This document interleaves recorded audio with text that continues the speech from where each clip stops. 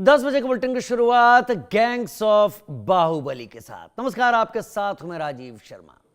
जी हां, बिहार में पहले चरण के मतदान को पूरा कर लिया गया है। पिछले चुनाव की तुलना में इस बार पहले चरण में रिकॉर्ड वोटिंग दर्ज की गई। सबसे खास बात इस चुनाव की यह है कि पहले चरण में 9 बाहुबलियों या उनके परिवार के सदस्यों की दबंगई भी दांव पर लगी। आज गैंग्स ऑफ बाहुबली की बात करेंगे पहले चरण के उन 9 बाहुबली चेहरों की जो चुनावी मैदान में उतरे हैं। इनमें बात आनंद सिंह की भी होगी तो बात सूरजभान से जुड़े हुए परिवार की भी होगी, बात उन सभी लोगों की होगी जो बिहार के चुनावी मैदान में ताल ठोक रहे हैं और कहीं ना कहीं बाहुबलियों के इतिहास से जुड़े हुए हैं या खुद बाहुबली हैं। क्या बिहार की राजनीति, बिहार की सत्ता बाहुबलियों के प्रभाव से अब भी अछूती नहीं है और बाहुबलियों का होना अभी भी बिहार के सोच में, बिहार के दिमाग में एक रॉबिन हुड की छवि रखता है? एक रिपोर्ट।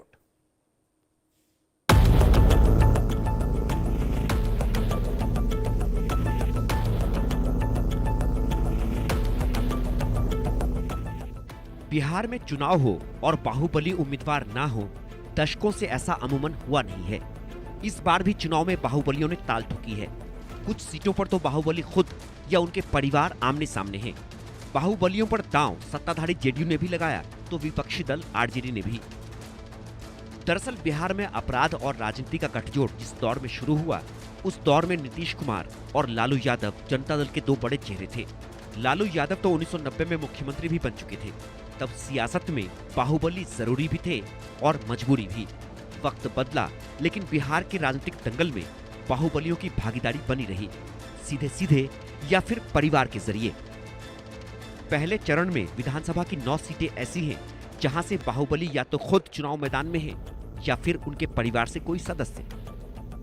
बिहार के पहले चरण का मतदान की प्रक्रिया समाप्त हो चुकी है और इस प्रक्रिया के समाप्त होने के बाद सबसे बड़ा सवाल यह है कि इस बार के चुनाव में जो 9 बाहुबलियों को, चाहे महागठबंधन की बात करें या फिर एनडीए अलायंस की बात करें, दोनों ही अलायंस ने जो टिकट दिए हैं उनकी किस्मत का क्या होगा। सवाल बहुत बड़ा है क्योंकि एक तरफ जंगल राज का जिक्र होता है और दूसरी तरफ बाहुबलियों को टिकट दिया जाता है। क्या ये डबल स्टैंडर्ड नहीं है? सवाल बहुत सारे हैं जिसको लेकर जनता दोनों ही कैंप से लगातार सवाल पूछ रही है, लेकिन आपके लिए जानना जरूरी है कि वो 9 बाहुबली कौन है जिनकी किस्मत दांव पर है और जिन्हें जनता ने अपने भरोसे पर खड़ा उतारा है या नहीं उतारा है। तो एक एक करके मैं नाम आपको बताता हूं। अनंत सिंह जो कि मोकामा से जेडीयू के प्रत्याशी है। दूसरी तरफ बात करते हैं धूमल सिंह की जो कि एकमा सारण से जेडीयू के प्रत्याशी है। तीसरा नाम अमरेंद्र पांडे जो कुचाईकोट गोपालगंज से जेडीयू के प्रत्याशी है। ओसामा साहब रघुनाथपुर सिवान से आरजेडी के प्रत्याशी है।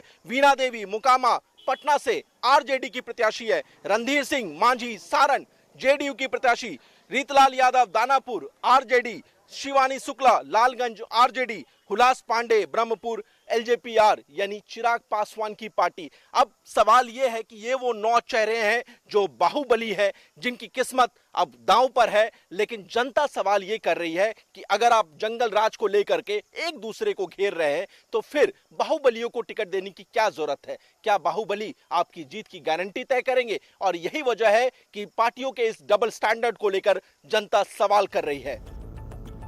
बाहुबलियों की सियासी लड़ाई में मोकामा विधानसभा सीट सबसे हॉट सीट बन गई है। यहाँ मुख्य मुकाबला एनडीए और महागठबंधन उम्मीदवारों के बीच है। मोकामा टाल क्षेत्र के बाहुबली रहे अनंत सिंह जेडीयू से चुनाव लड़ रहे हैं, तो दूसरे बाहुबली सूरजभान सिंह की पत्नी वीणा देवी आरजेडी से चुनावी मैदान में हैं। सूरजभान सिंह के चुनाव लड़ने पर रोक लग चुकी है तो उन्होंने पत्नी को मैदान में उतारा। उधर अनंत सिंह फिलहाल जेल में है। कुछ दिनों पहले मोकामा के ही यादव बाहुबली दुलारचंद यादव की चुनावी रंजिश में हत्या कर दी गई। आरोप अनंत सिंह पर लगा, पुलिस ने गिरफ्तार कर लिया। कोर्ट ने 14 दिन की न्यायिक हिरासत में भेज दिया। मोकामा में मतदान करने के लिए सुबह से पोलिंग बूथों पर वोटरों की कतारें लगनी शुरू हो गई। इनमें महिलाओं की भी अच्छी खासी संख्या थी। तेज धूप में भी महिलाएं लाइनों में खड़ी अपनी बारी का इंतजार करती रही। बाहुबलियों के गढ़ में महिलाओं का अपने मताधिकार का उल्लास के साथ इस्तेमाल मानो संदेश दे रहा हो कि हमें क्या डर, हम तो यहीं पले बढ़े हैं। बिहार में जहां आज पहले चरण का मतदान अब समाप्त हो चुका है, तो वहीं इस वक्त मैं मौजूद हूँ मोकामा में, और मोकामा एक ऐसी विधानसभा की सीट रही जो इस पूरे बिहार चुनाव में सबसे ज़्यादा लाइमलाइट में रही। कारण था यहाँ पर जिस तरीके से, जहाँ एक और जनता दल यूनाइटेड जो कि नीतीश कुमार की पार्टी है, उसने अपनी तरफ से बाहुबली अनंत सिंह को अपना उम्मीदवार बनाया था, तो वहीं दूसरी तरफ राष्ट्रीय जनता दल जो कि लालू प्रसाद यादव की पार्टी है, उसने भी सूरजभान सिंह जो कि वो भी एक बाहुबली हैं, उनकी पत्नी और पूर्व सांसद वीणा देवी को अपना उम्मीदवार बनाया था। हालांकि जिस तरीके से अनंत सिंह की गिरफ्तारी हुई दुलार चंद के हत्या के बाद, तो उसके बाद से ही लगातार यहाँ पर सियासी पारा चढ़ा हुआ था, और आज जो है पहले चरण के मतदान में इन सारे जो उम्मीदवार हैं, चाहे वो अनंत सिंह हो चाहे वीणा देवी हो, उनकी किस्मत जो है अब ईवीएम में जाकर कैद हो चुकी है, जिसके नतीजे 14 तारीख को आएंगे। तो ऐसे में देखना महत्वपूर्ण होगा कि आखिर किस तरीके से मोकामा की विधानसभा सीट से कौन बाजी मारता है। मोकामा में वोट देने में युवाओं ने भी बढ़ चढ़कर हिस्सा लिया। कोई विकास के मुद्दे पर वोट देने की बात कहता नजर आया, तो कोई बेरोजगारी और अस्पताल की कमी की बात कहता दिखा। नतीजा ये हुआ कि मोकामा में इस बार बम्पर वोटिंग हुई। टकराव बाहुबलियों के बीच था, तो प्रशासन ने भी फूंक फूंक कर कदम रखा। हर बूथ पर सुरक्षा व्यवस्था के पुख्ता और चौकस इंतजाम किए गए। इस बीच बस वंचक गांव के एक मतदान केंद्र से दो पक्षों के बीच झड़प की भी कुछ खबरें आईं, लेकिन दोनों पक्षों को लोगों ने समझा बुझाकर शांत करा दिया। ये वही इलाका है जहां पिछले दिनों बाहुबली दुलारचंद यादव की हत्या हुई थी।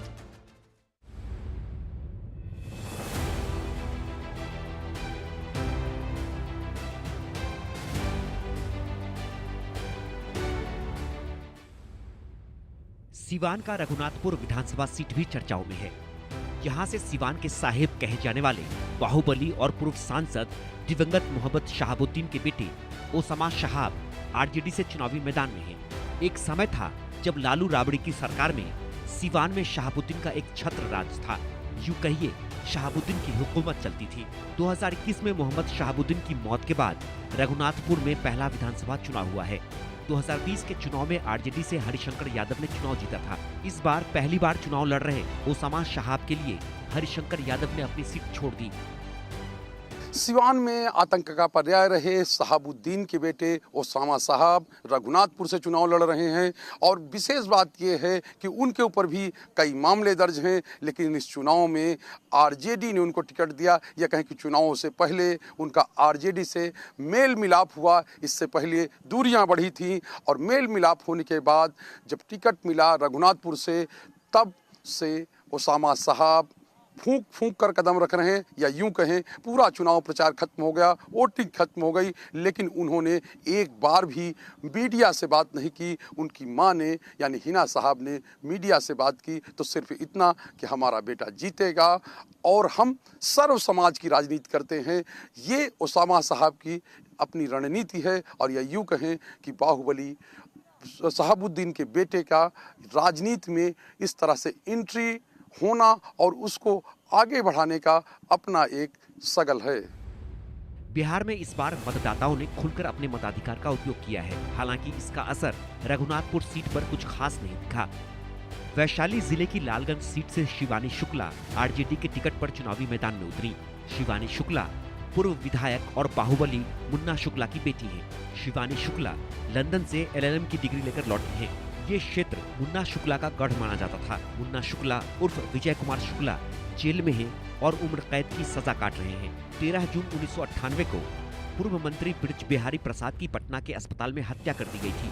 यूपी के कुख्यात अपराधी और बाहुबली श्री प्रकाश शुक्ला ने AK-47 से ब्रिज बिहारी को भून दिया था। इस हत्या को मुन्ना शुक्ला और ब्रिज बिहारी गैंग के बीच गैंगवार का नतीजा बताया गया था। मुन्ना शुक्ला ने 2000 के चुनाव में पहली बार हाजीपुर से निर्दलीय जीत दर्ज की थी। फिर 2005 में LJP से और फिर दोबारा हुए चुनाव में आरजेडी के टिकट पर जीते।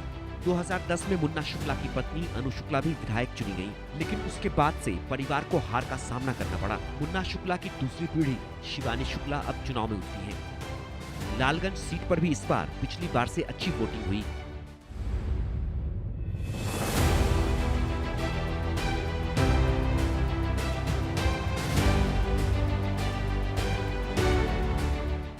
70 के दशक में मोस्ट वांटेड की लिस्ट में शामिल मनोरंजन सिंह उर्फ धूमल सिंह सारण के एकमा से चुनावी मैदान में हैं। धूमल सिंह जेडीयू से ही एकमा से मौजूदा विधायक भी हैं।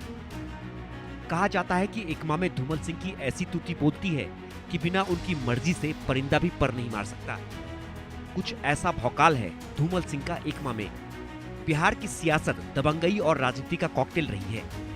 दबंगई के दम पर कई बाहुबली चुनाव में जीत दर्ज करते आए हैं।